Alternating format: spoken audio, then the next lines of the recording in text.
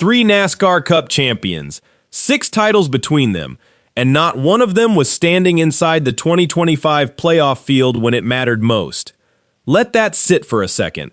Not rookies, not drivers scrapping to survive on the fringes of the top 30. Champions, drivers who have lifted the Bill France Cup above their heads. Drivers whose names are carved permanently into the record of this sport. Kyle Busch, 2-time champion. Brad Keselowski, 2012 champion. Joey Logano, 3-time champion and the man holding the trophy from just 12 months before the 2025 season even started.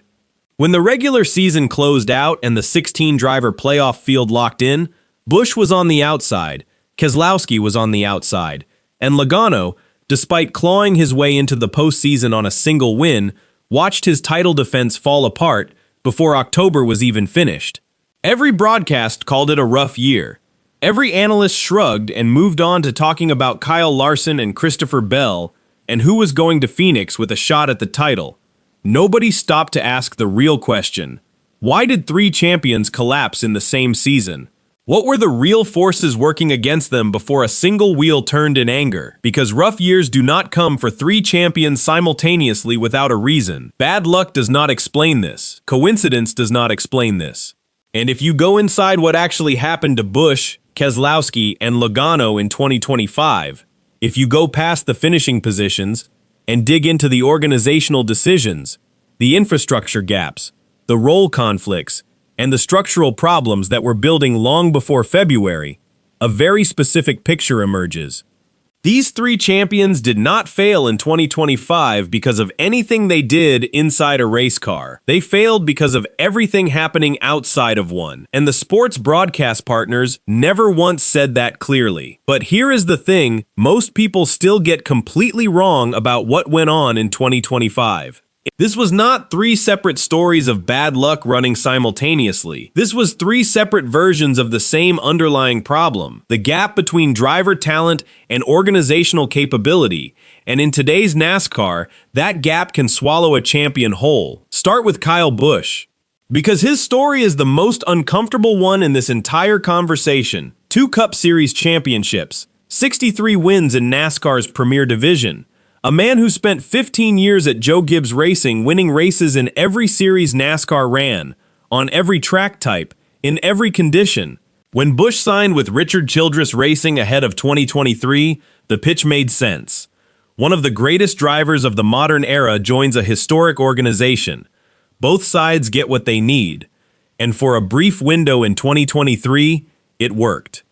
Busch won 3 races in his debut RCR season: Fontana, Talladega, Gateway. There was momentum. There were genuine conversations about whether this combination could contend for a championship. Then a next-gen car development cycle kept accelerating, and Richard Childress Racing did not accelerate with it. By 2025, Kyle Busch finished 17th in the final standings. 0 wins, 3 top 5s all year. His crew chief changed mid-season. He averaged a starting position of 20.9 on the year, his worst since he broke into the Cup Series as a teenager. He led just 88 total laps all season. 88 laps. A driver who once led laps at a rate that made other teams write specifically about him in their pre-race notes. His best single performance of the year came at the Circuit of the Americas road course, where he started 8th, led 42 laps, and finished 5th. His best result of a 36-race season was a 5th place at a road course. For Kyle Busch, now ask the question the booth never asked. Did Kyle Busch forget how to race? He answered it himself. On Kevin Harvick's podcast, Busch said he had not forgotten how to drive and had not forgotten what it takes to win at any of those racetracks. He knew exactly what the car needed in every corner of every track on the circuit. The knowledge was still there. The instincts were still there. But knowing what a race car needs and having a race car capable of delivering it are 2 entirely separate problems. Mark Martin laid it out publicly in January 2026, without softening it. When asked what was wrong with Kyle Busch, Martin did not mention reflexes or age or mindset. He said the problem was what Kyle is driving. That was the quote. Kevin Harvick went further, explaining that the keys to a next-gen race car are details: How many details a team can successfully stack week after week, starting from when the chassis arrives in the shop, to the body panels, to what gets put into the simulator and what comes back out. He said when you see teams struggling the way RCR was struggling, you are looking at a processes problem, a tools problem, a depth problem. NASCAR analyst Eric Estep had already identified RCR's facilities as the structural ceiling limiting everything on the track.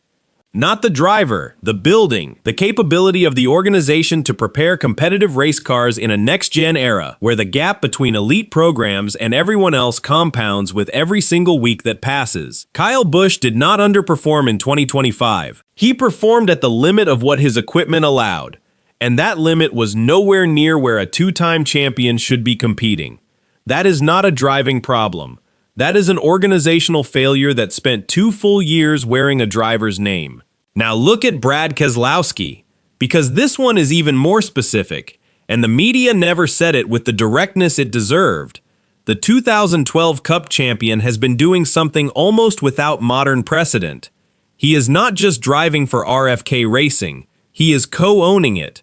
Personnel decisions, sponsorship development, strategic direction, roster construction, all of it, while also climbing into a race car every Sunday and trying to be one of the 16 best performers in the sport. In 2025, he made that challenge significantly harder by expanding RFK to a 3-car full-time operation for the first time since 2016. He brought Ryan Preece in alongside himself and Chris Buescher. He changed his own crew chief in the offseason. He was reshaping the entire organization at every level while simultaneously being expected to drive like a champion. The numbers told the story. Keselowski finished 20th in the standings, 0 wins. His average starting position of 20.9 was the worst of his career since his rookie campaign. He had not earned a pole since September 2022, a 114-race drought. His own crew chief Jeremy Bullen spoke after Darlington, where Keselowski finished 2 laps down and said they had a lot of good cars and got nothing out of them. That is not what a crew chief says when a driver is struggling. That is what he says when an organization is not executing around a driver doing his job, because the speed was there. That is the part that gets lost. Keselowski was running second at Kansas when a flat tire sent him to 37. He was leading at Bristol before a late caution flipped the outcome. He ran the final corner at Phoenix in overtime with the lead and overcooked the entry by a fraction, letting Ryan Blaney slip past by half a car length. He called it himself, the story of our season. A handful of seconds, every single time. But championships are not built on a handful of seconds. They are built on organizations that convert speed into results consistently, without the driver also carrying the weight of an entire team's strategic direction simultaneously. Keselowski was managing 3 cars, a new team president, conversations about IMSA expansion, and his own on-track campaign at the same time. Something had to give. And what gave was the focused single-mindedness that championship-level driving demands every single week. He did not miss the 2025 playoffs because his talent left him. He missed because he gave it 2 jobs when it could only effectively do 1. Now here is where this gets genuinely uncomfortable, because the third champion in this conversation is not at a struggling mid-level organization. He is not dealing with equipment gaps or bandwidth limits from a dual role. The third champion is Joey Logano, 3-time Cup Series champion, Team Penske, one of the best resourced, most consistently successful operations in American motorsport history. And even he got swallowed by 2025. Logano entered the year as the reigning champion. Team Penske had won 3 consecutive Cup Series titles. The dynasty was at its peak, and the season started with a 35th place DNF at the Daytona 500. Then came Talladega, where he finished 5th and was disqualified after post-race inspection revealed a missing spoiler bolt. A legitimate top 5 result stripped from the record. Points gone. Momentum broken, the exact kind of execution failure a team of Penske's caliber should not be producing. He spent the first half of the season grinding back from that hole. He won at Texas in May to secure his playoff spot, but the damage to his points cushion was already done. He entered the postseason with almost nothing in reserve, precisely the worst possible position in a format that punishes regular season inconsistency at every elimination round. By October at Martinsville, Logano finished 8th. It was not enough. The reigning champion was gone. He said it himself plainly. They did not do good enough during the regular season. He said if they had 30 or more playoff points in reserve, everything downstream would have looked different. Every regular season result mattered, even the ones in March that seemed irrelevant at the time. He was right, but nobody pushed on the obvious follow-up. Why did those regular season results look the way they did? Because Team Penske opened 2025 with 3 drivers who combined to lead 334 of the first 467 laps run. 334 laps. That is dominance on paper. That converted into a Daytona DNF, a Talladega disqualification, and a points deficit that never fully healed. This was not Logano driving poorly. This was an organization producing results that did not match what the cars were capable of. And in a format with zero tolerance for spring inconsistency, that gap became fatal by autumn. 3 champions, 3 completely different organizations, 3 completely different circumstances, and underneath all 3 of them, the exact same truth. Kyle Busch could not compete because the organization behind him could not build cars competitive enough to match what he knew how to do. Brad Keselowski could not focus because the organization he was building demanded too much of the same man it needed behind the wheel. Joey Logano could not recover because the organization around him made execution mistakes that a title defense cannot survive. None of this showed up on a lap time chart. None of it got mentioned during the broadcast while the cameras cut to commercial, but it was there every single week. In the details, in the processes, in the decisions made long before race day that determined what was possible when the green flag dropped. This is what the 2025 NASCAR season actually exposed. Not 3 champions past their best. Not bad luck running through the garage at the same time. The exposure of a sport where the structure around a driver now determines outcomes just as much as the talent inside one. Where having a great driver inside a struggling organization is not enough. Where being a great driver who is also running a business is not sustainable.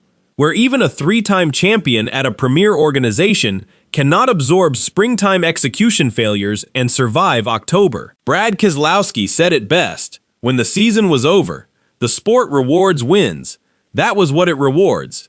But what he left unsaid, what nobody said clearly enough, across all 36 races of 2025, is that this sport now also rewards organizations. It rewards depth. It rewards facilities. It rewards focus. And in 2025, 3 champions found out the hard way what happens when those things are not fully in place. The driving was never the problem.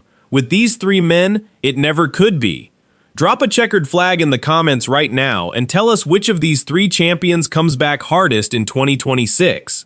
Does Busch finally land in equipment that matches what he still has? Does Keselowski step back from the boardroom long enough to go hunting for wins? Does Logano prove 2025 was an exception and not the beginning of something longer? No wrong answer. Drop it below. If this channel covers NASCAR the way you want it covered, no noise, no filler, just the real story, subscribe right now. Hit that like button so more NASCAR fans find this. This is where the real conversation happens. We will see you in the next one.